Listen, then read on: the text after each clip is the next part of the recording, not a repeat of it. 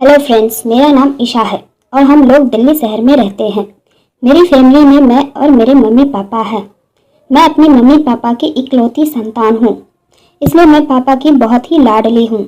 मेरी उम्र 20 साल है और मैं दिखने में बहुत ही सुंदर लगती हूँ। मैं जब भी घर से बाहर निकलती हूँ तो लड़के तरह तरह के कमेंट्स करते रहते हैं, पर मैं उन पर कोई भी ध्यान नहीं देती थी। मेरी कॉलेज में अभी पढ़ाई चल रही है। मेरा ज़्यादा ध्यान पढ़ाई पर ही फोकस रहता था। मेरे घर से थोड़ी ही दूर मेरे पापा के दोस्त हैं, जिनको मैं अंकल कहकर पुकारती हूँ। मेरे पापा के दोस्त हमारे घर पर आना जाना लगा रहता था। मेरे पापा एक सरकारी नौकरी करते हैं। मेरे अंकल के घर उसकी लड़की की शादी थी और उन्होंने हमें शादी के लिए आमंत्रित भी किया था। अंकल ने मेरे पापा से कहा था कि ईशा को भी शादी में ज़रूर लेकर आना, तो मेरा और पापा का जाना ज़रूरी था। लेकिन शादी से 2 दिन पहले ही पापा की तबीयत अचानक खराब हो गई। पापा ने मुझे कहा कि ईशा बेटा, मेरी तो तबीयत कुछ ठीक नहीं है, तू अकेली ही मेरे दोस्त के घर शादी में चली जाना। पापा से कहा कि मैं अकेली नहीं जाऊंगी। पापा ने कहा, तू तो जानती ही है कि मेरी तबीयत इतनी ज़्यादा खराब है, तो मैं कैसे जा पाऊंगा। अगर हम शादी में नहीं गए तो तुम्हारे अंकल को बुरा मान जाएंगे, तो मजबूरन मुझे अकेले ही शादी में जाना पड़ा। शादी का प्रोग्राम एक होटल में था और प्रोग्राम घर से ज़्यादा दूर भी नहीं था, तो मैंने अपनी स्कूटी निकाली और स्कूटी लेकर शादी में चली गई। कुछ ही समय में मैं पार्टी में पहुंच गई और वहां पर बहुत सारे लोग आए हुए थे। सब लोग शादी को एंजॉय कर रहे थे। लड़की का कन्यादान हुआ, फिर मैंने स्टेज पर जाकर दीदी को गिफ्ट दिया और फिर खाना खाया और घर की ओर चल दी। तभी मुझे अचानक याद आया कि पापा ने कहा था कि एक बार अंकल को हेलो बोलकर ज़रूर आना, तो मैं उन्हें ढूंढने लगी। अंकल जी को ढूंढते ढूंढते बहुत देर हो गई, लेकिन अंकल जी कहीं नहीं मिले। कुछ समय बाद मुझे आंटी दिखी, तो मैंने उनसे पूछा कि अंकल जी कहाँ है, तो उन्होंने बाहर की तरफ इशारा कर दिया। मैं वहाँ पर नहीं जाना चाहती थी, लेकिन पापा ने बोला था, इसलिए जाना भी ज़रूरी था।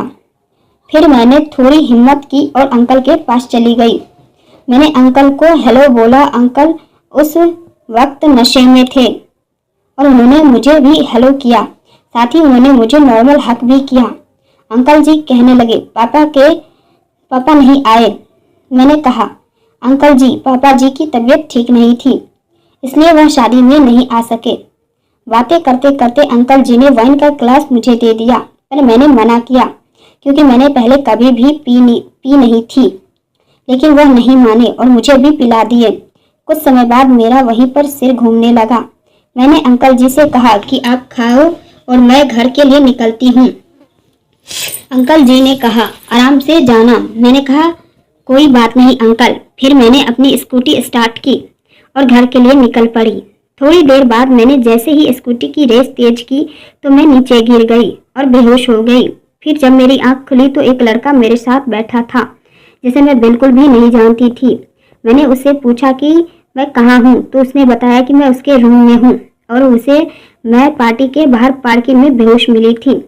फिर मैंने उसे थैंक्स बोला और उठकर जाने लगी तो उसने मुझे रोक दिया और कहा कि रात के 2 बज गए हैं, अब तुम कहाँ जाओगी, वैसे भी जमाना ठीक नहीं है और कल सुबह होते ही तुम चली जाना।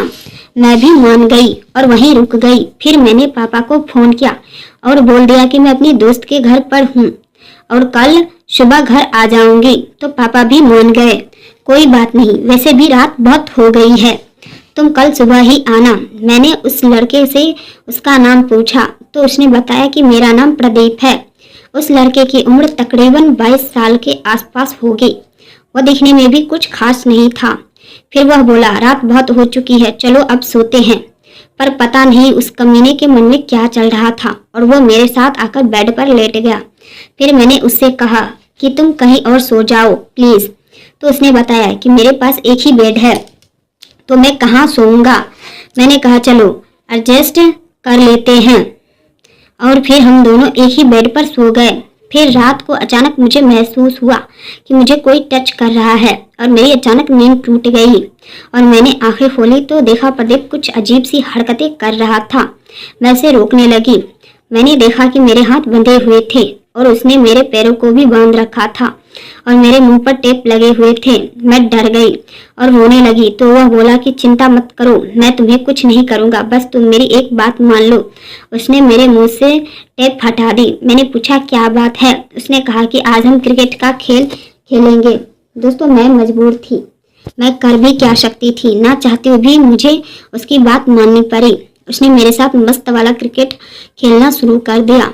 2 घंटे तक क्रिकेट खेलने के बाद उसने कहा कि चलो अब हम सो जाते हैं। क्रिकेट खेलते हुए उसने वीडियो भी बना लिया था और कहा कि अगर आपने कुछ चालाकी करने की कोशिश करी तो यह वीडियो मेरे पास है और मैं तुम्हें बर्बाद कर दूंगा। अब कभी कभार वह मुझे फ़ोन करके अपने घर पर बुला लेता है और मुझे मजबूरन उसके पास जाना पड़ता है। मैंने यह बात अपने पापा को भी नहीं बताई। मुझे कुछ भी समझ नहीं आ रहा है कि मैं क्या करूं। तो दोस्तों, कैसी लगी यह मेरी कहानी हमें ज़रूर बताएं। धन्यवाद। Thank you for watching my video. Please share, subscribe and comment.